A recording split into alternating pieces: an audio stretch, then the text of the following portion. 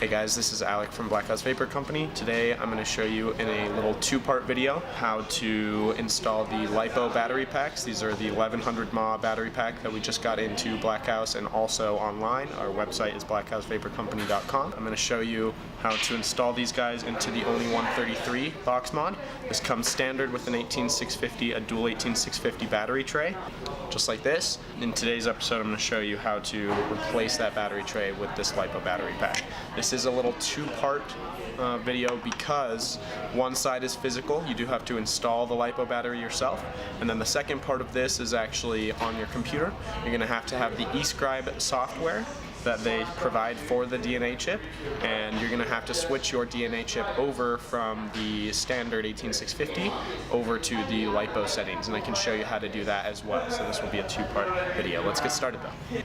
Alright, so I've gone up into close-up view here to show you the physical side of installing the LiPo battery pack into the ONI 133. So the first step here is going to be just to remove this plate right here off of the ONI 133. The plate is this little color separation here actually is removable, so you're going to start from the side with the notch that allows you to take the battery plate off. I start right at the notch. You're going to press kind of inwards towards the battery tray. So in with my thumb is what I'm doing now, and pull out and away, and you'll see it starts to separate from the mod there. You can see that starting to separate from the mod. So what I'm going to do is just continue to do that across the entire mod. It just takes some slow working on either side to get the clips to start to release, and you'll hear them, and boom. So that's how you pop that guy off. And now we've got all of the internals exposed here.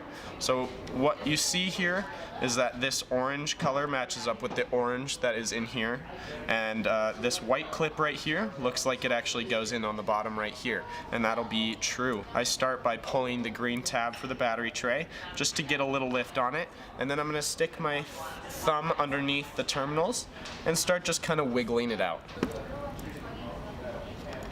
Okay, so now you've seen I've gotten this battery tray out of its initial position and it's loose now. All I have to do is remove these connections in here, and then everything will be good to go to put in this LiPo battery pack. So for the connection on the bottom and the connection on the top, there are no tabs whatsoever. It's just a slight pull, and you want to make an even pull so that you don't break any of the connections on the board, but you just want to slowly pull out the connections. I start with the white one because it's a little bit more sensitive, and now I can kind of play around with it a little bit, and I can get this orange connection off. You can see here, this is the battery tray itself with the two connections, and the LiPo battery pack with the same two connections here.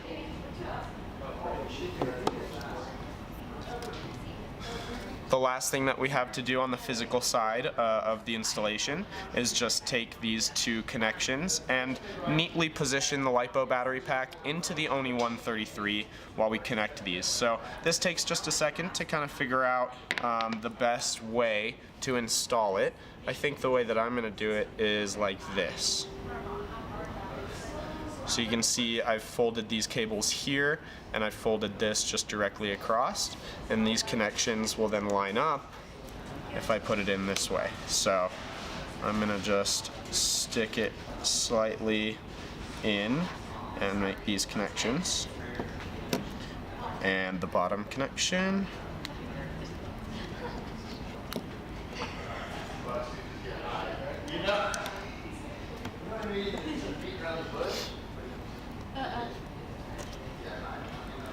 And now we're done installing it. The last thing to do is just to put the plate back on top.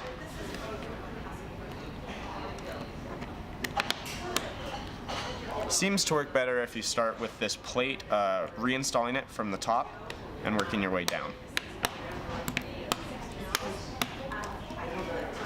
And now we're good to go. The LiPo battery is in there. I got this little piece of foam at just a local hobby shop, and I like to just stick it in there so that there's no battery rattle whatsoever with this LiPo battery pack when I stick this top plate back on.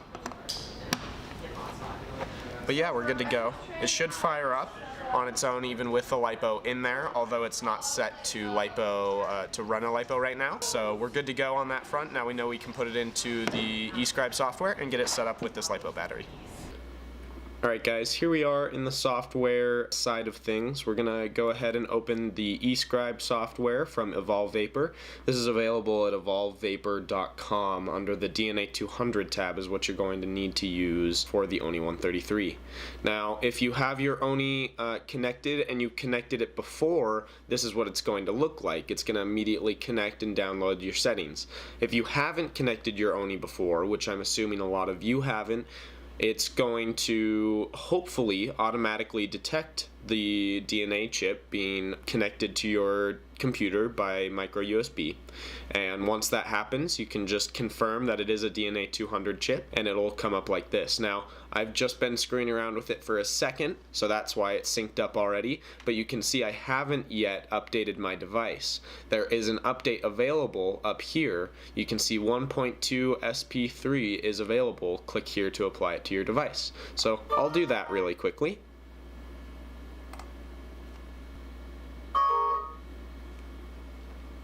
Awesome. So the ONI is now completely up to date. The last thing that we need to do, or at least the bare minimum that we need to do to make sure that our battery reader is accurate and that our LiPo will work properly with it, is we need to go under the mod tab of the eScribe software.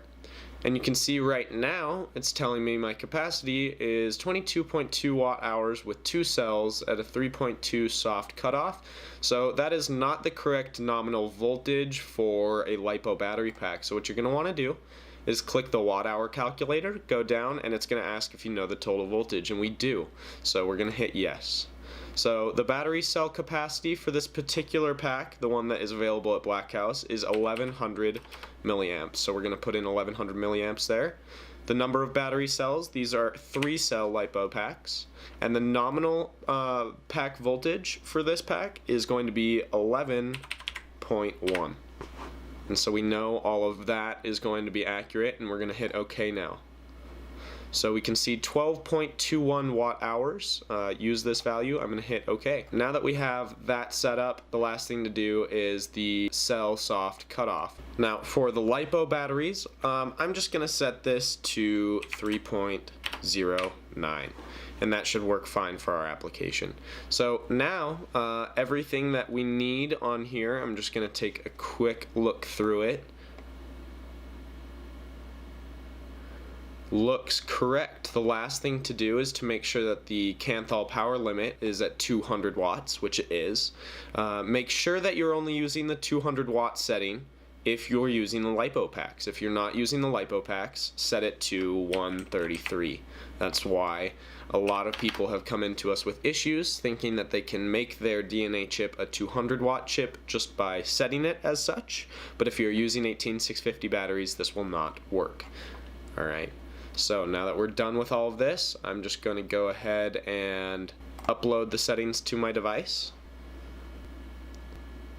Awesome. So it looks like we are good to go, guys. Everything is configured as it should be, and now we are ready to use our 3-cell LiPo ONI 200 box mod. Thanks for watching, guys. This is Alec from Blackhouse Vapor Company. We'll see you next time.